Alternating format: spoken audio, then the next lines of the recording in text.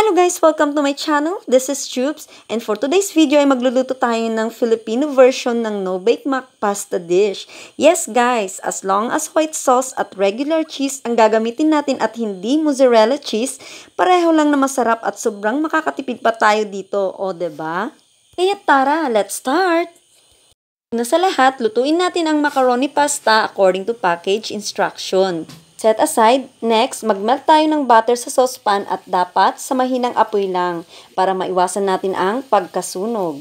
Anyway, pwede dito yung dairy cream or yung star margarine. So, mag-add tayo ng harina at haluin lang hanggang sa magbuo-buo. Ayan. So, ito ang sikreto ng masarap na white sauce. Hayaan lang natin yan hanggang sa bumango. Ayan. Haluin lang natin ng haluin.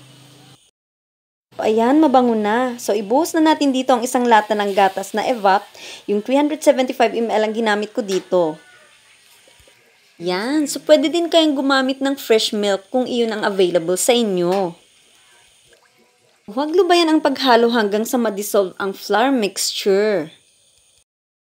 So, magdagdag din tayo dito ng cheese. So, pwedeng gumamit ng regular cheese, quick melt, or cheddar cheese.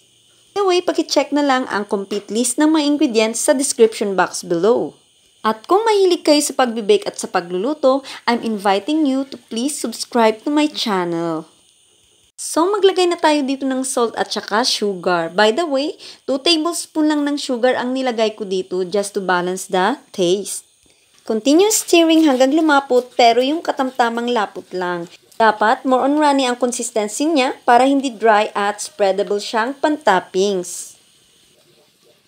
Pag masyado namang lumapot, don't worry. Magdagdag lang or mag-add ng milk or tubig. Ganun lang guys. O, diba? So, ayan na. Pag lumapot na siya pero hindi masyadong malapot, ayan. So, ilipat na natin siya sa bowl. At huwag kalimutang lagyan ng cling wrap para hindi mag-elephant skin. At proceed na tayo sa red sauce at kagaya nakikita nyo, sinimplihan lang natin ang ating mga ingredients. Instead of meat, gagamit tayo ng corned beef at gagamit din tayo ng ketchup, pandagdag natin sa tomato sauce. Kaya ang tomato sauce pag 2 pack ang kukunin, kaya tipid-tipid din tayo pag may time. Okay, sa isang saucepan, magisa lang tayo ng bawang at sibuyas. Careful lang tayo na hindi siya sobrang mag-brown or else papait ang ating sauce. At heto, mag-add na tayo ng ating mahiwagang corned beef. Bali, 2 lata ang ginamit ko dito guys. Sige. Kung available naman ang ground beef sa inyo, di yun na lang gamitin nyo. At ayan, nagprito din ako dito ng hotdog kasi yun ang request ng anak ko. Kaya yan, mga 6 pieces yan ng jumbo size. So at this moment, pag halu-haluin natin ang ating mga ingredients, so meron ako ditong 250 ml ng tomato sauce. Ibuhos lang natin yan. By the way, guys, so pwede kayong gumamit dito ng spaghetti sauce. So actually, mas masarap yun sa akin.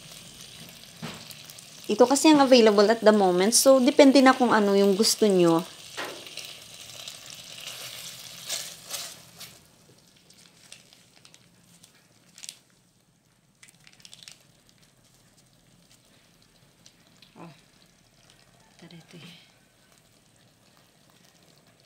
So, magdadagdag ako dito ng banana ketchup, any brand. Ayan. So, mga half cup lang ang ginamit ko dito. Pandagdag lang naman actually.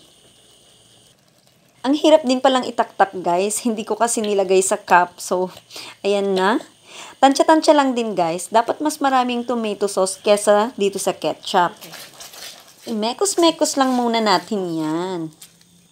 At nagdagdag din ako dito ng 2 to 3 tablespoon ng sugar. So, kung meron kayong condensed milk, pwede kayong gumamit ng half. So, according to taste na lang. Alam nyo naman ang mga Pilipino na katulad natin, mahilig sa sweet.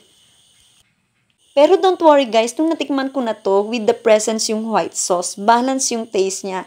Hindi siya yung matamis, hindi siya yung maalat. Balance lang siya actually. So, isimmer lang natin siya ng 1 minute. At bago ko patayin yung apoy, ayan, idadagdag ko na yung hotdog. Kasi ayokong mahalo siya dito.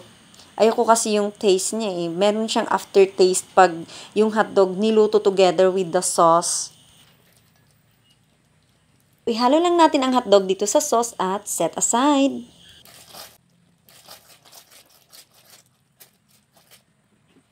So ready na tayong mag-assemble. Kunin na natin yung pasta na sinet aside natin at ihalo na natin sa ating red sauce. Ayan.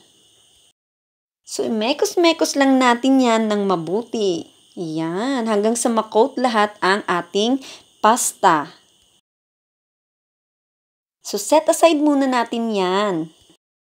Kunin na natin ang ating sauce at i-assemble na natin sa ating container. So unahin muna natin siya sa bottom.